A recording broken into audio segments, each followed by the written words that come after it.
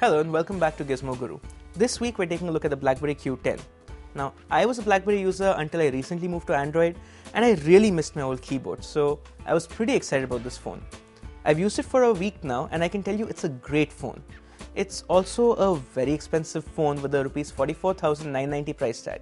So is it value for money? Well, if you're one of the BlackBerry loyalists still holding on to your Bold, then the Q10 looks great. It looks like the phone you were familiar with, and the keyboard is probably the best among modern handsets. That being said, I should point out that for me at least, the Bold keyboard was more comfortable to use. There are also some changes which will bother old fans. The trackpad and the BlackBerry button are gone, and they've been replaced with the gesture system that's used to control BB10. So you kind of swipe up, swipe left, swipe right. You're going to be swiping that screen a lot.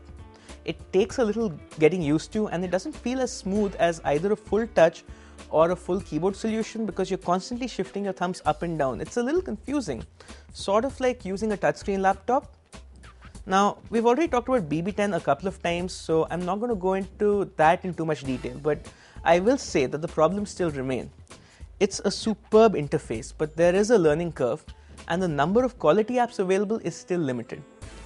A business user who wants to tweet, take pictures, and access his email won't be disappointed, but some incredibly popular apps are still not available here. On the other hand, BBM, Mail, social networks, Evernote, and Dropbox, these are all integrated very smoothly, which is great. There's also one new feature which is nice, which is Smart Search. So if I type in, for instance, Mail, and then start typing a name, then it knows that I want to send an email to that person. It's very smart and very fast. Now, the two things you're probably wondering about are the screen and the keyboard. So, I won't lie, the 3.1-inch screen looks tiny. For email, tweets, and the rest, it's fine, but when browsing the web, that screen size really hurts.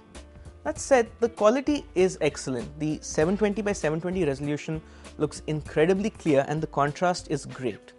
Also, the overall BlackBerry experience is really smooth. The phone is super responsive. Inside, there's a 1.5 GHz CPU, 2 GB of RAM and 16 GB of storage, all of which combines to deliver an excellent user experience. It also helps that the feel of the outer body is really premium. But is this phone worth $45,000?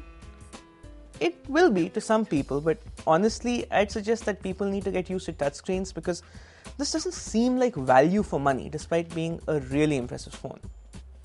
That's it for this week. Thanks for watching.